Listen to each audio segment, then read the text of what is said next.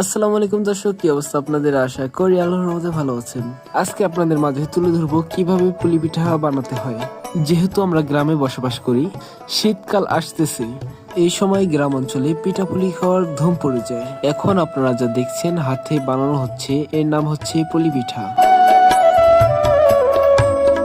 এই পিঠাটি বানাতে সর্বপ্রথম চাল থেকে আটা করে নিতে হবে। আটাগুলো সিদ্ধ করে ভালোভাবে মেখে নিতে হবে।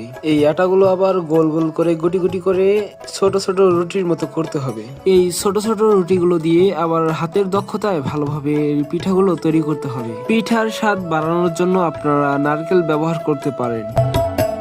এই পিঠাটি রান্না করার জন্য অবশ্যই আপনাদের গরুর দুধ লাগবে। যে পাতিলে আপনারা রান্না করবেন সে পাতিলে কিছু পরিমাণ পানি দিয়ে গরম করে নিতে হবে। আপনাদের অবশ্যই নারকেলগুলো ভালোভাবে কেটে নিতে হবে। পিঠা মিষ্টি করার জন্য ভালো মানের গুড় ব্যবহার করতে হবে। এই পিঠাটি বানানোর জন্য আপনারা খেজুরের গুড় ও আখের গুঁড়ো ব্যবহার করতে পারেন। গরম পানিতে আপনাদের সর্বপ্রথম দিতে হবে এলাচ, দারচিনি এবং কুচি কুচি করে নারকেলগুলো দিতে হবে। নারকেল দেওয়ার পরে আপনাদের দিতে হবে গুড়। গুড় দেওয়ার পরে আপনাদের ভালোভাবে জাল করে নিতে হবে।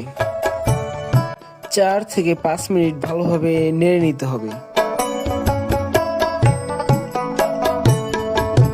আমার হাতে যে পিঠাটি দেখতে পাচ্ছেন এর নাম হচ্ছে পুলি পিঠা। এখন সময় হয়েছে পিঠাগুলো পাতিলে দেওয়ার জন্য। পিঠাগুলো ভালোভাবে সিদ্ধ হওয়ার পর আপনাদের দুধ দিতে হবে। দুধ দেওয়ার আগে অবশ্যই পিঠাগুলো সিদ্ধ করে নিতে হবে। সিদ্ধ হয়ে যাওয়ার পর আপনাদের দুধগুলো ভালোভাবে ঢেলে দিতে হবে। দুধ দেওয়ার পরে 4 থেকে 5 মিনিটের মধ্যে আপনাদের রান্না শেষ। রান্না তো শেষ হলো, এখন চলেন খেয়ে দেখা যাক কিরকম স্বাদ হয়েছে। খাবারটি অনেক স্বাদ হয়েছিল। তো আজকের ভিডিও এ পর্যন্ত। ভালো থাকবেন, সুস্থ থাকবেন। আল্লাহ হাফেজ। আসসালামু আলাইকুম।